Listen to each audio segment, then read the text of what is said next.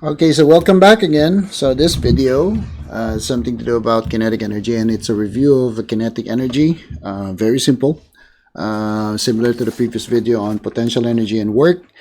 Kinetic energy has been a topic that we went over for semester, so we will not spend too much time on it, just to refresh our memory.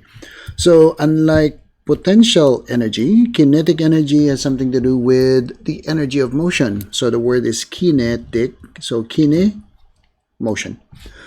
So the kinetic energy equation, or you can calculate the value of kinetic energy by using this equation of 1/2 multiplied by the mass and the square of the velocity.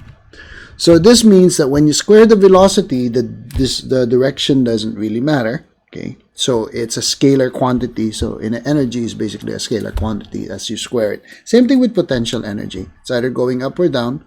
It is the quantity that is important, or the magnitude of a quantity that's important. The direction is not really that significant in terms of what we are trying to solve or to calculate. So again, Ke stands for the kinetic energy. So that's kinetic energy.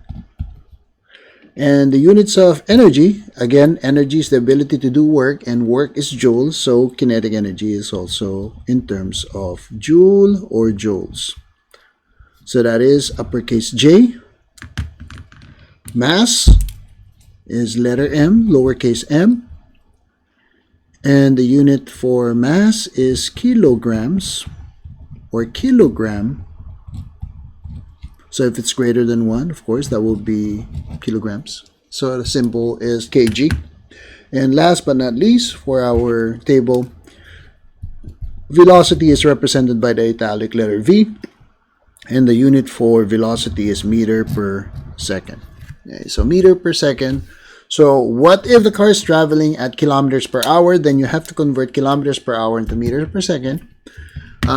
Same thing if an object is provided in terms of its mass in the unit of grams, then you have to convert grams into kilograms. Now, first thing that we must write is how do we solve for kinetic energy? So kinetic energy using the same equation that we have here, and that is kinetic energy is 1/2 mv squared.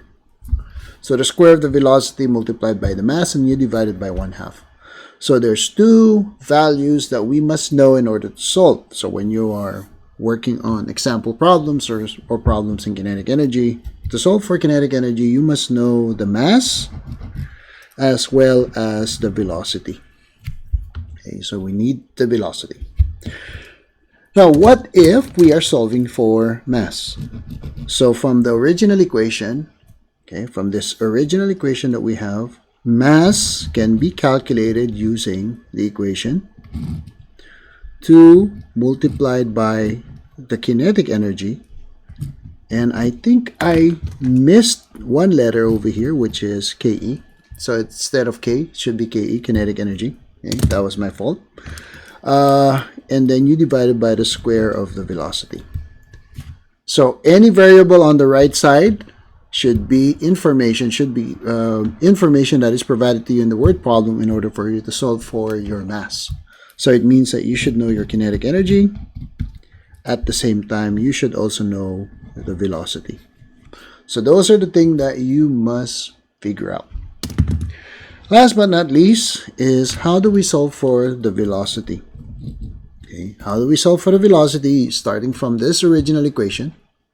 So again, we can solve for the velocity by multiplying 2 to your kinetic energy, and then you divide it by the mass.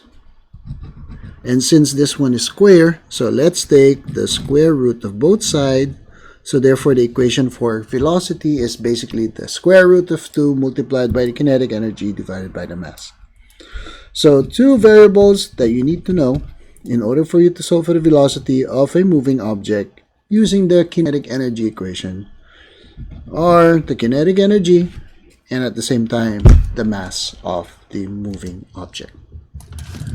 Hope this one will help just to refresh your memory on kinetic energy.